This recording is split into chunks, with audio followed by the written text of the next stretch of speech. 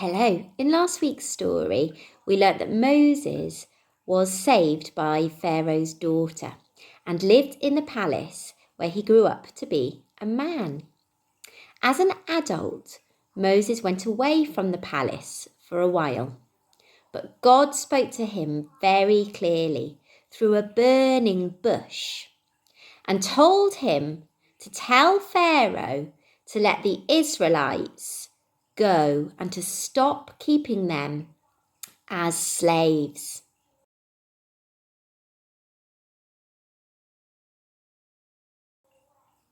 Let's find out what happened in today's story when Moses tells Pharaoh, "Let my people go."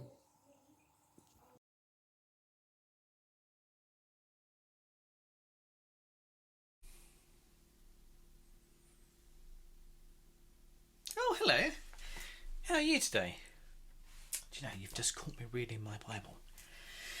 I was just reading about how God spoke to Moses and he told him to speak to the Pharaoh of Egypt and ask him to let his people go. Do you want me to read it to you?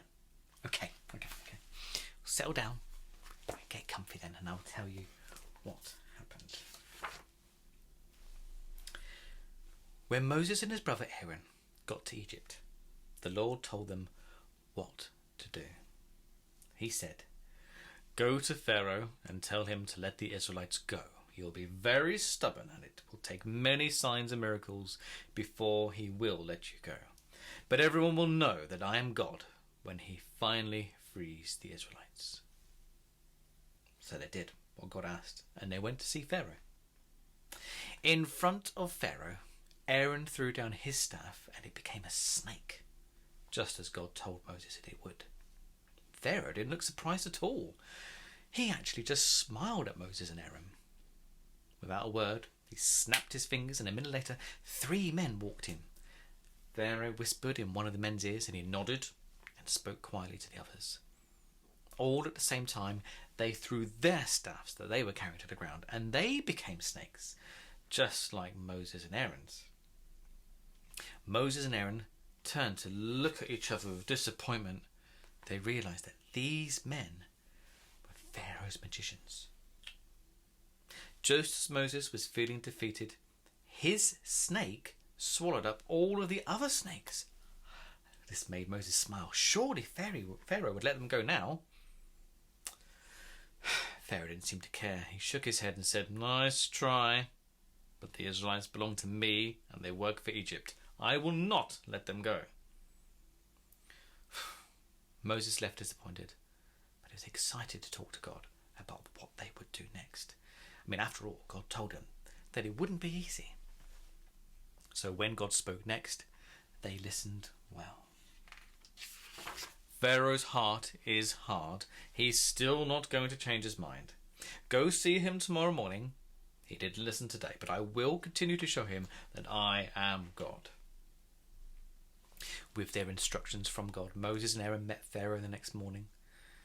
Aaron explained to Pharaoh, "Because you still won't listen, God is going to change all the water in Egypt into blood. The fish will die, the river will stink, and none of the Egyptians will be able to drink it." Pharaoh smiled, and he said, "Go ahead." So Aaron did what the Lord told him, and he put his staff into the water, and it turned to blood. Pharaoh seemed a little surprised, but he summoned his magicians, and they also turned the water into blood. With that, Pharaoh's heart became hard, and he turned and walked back to his palace. All the fish died. The water smelled so bad, no matter where you were, you could smell it. I mean, can you imagine turning on your tap at home and having blood come out? I mean, what about having a bath? Or even the water in your toilet? Of course, the Egyptians didn't actually have sinks and toilets back then, but they still used water to drink, to make food and to clean with. Anyway, after a whole week of this, Pharaoh still wouldn't let the people go.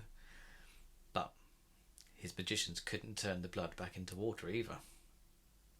The Lord instructed Aaron and Moses to go see Pharaoh once again, and he told them, "Tell Pharaoh to let my people go.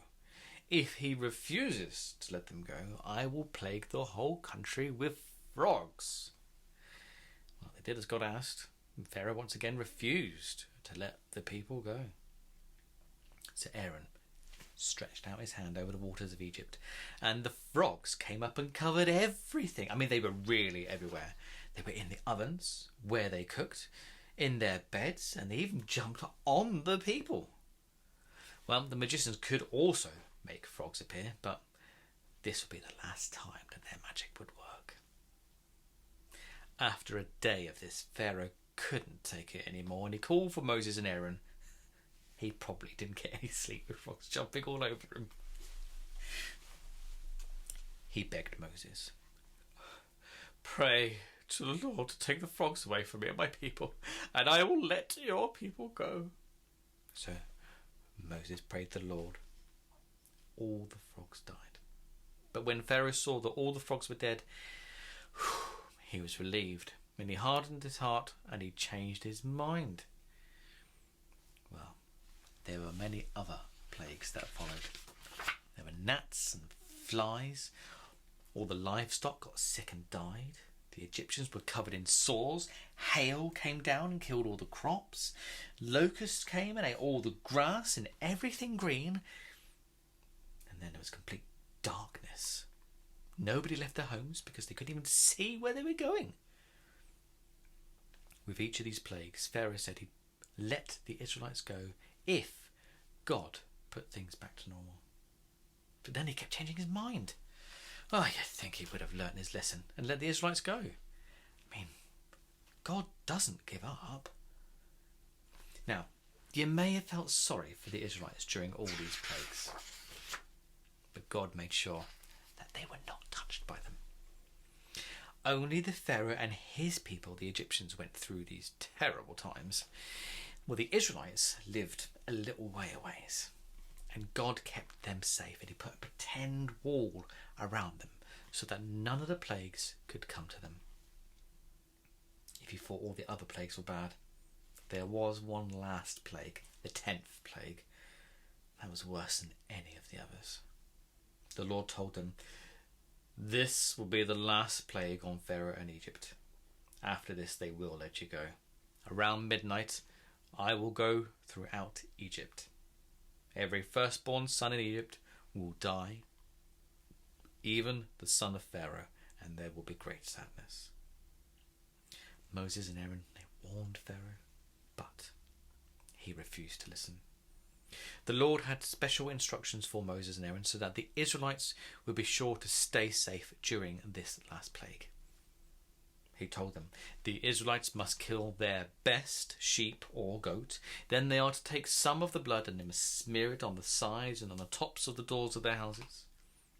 On that same night I will pass through Egypt like a ghost and take the life from every firstborn. If I see blood on the doorway, that will be a sign for me to pass over the house and keep all who are inside safe.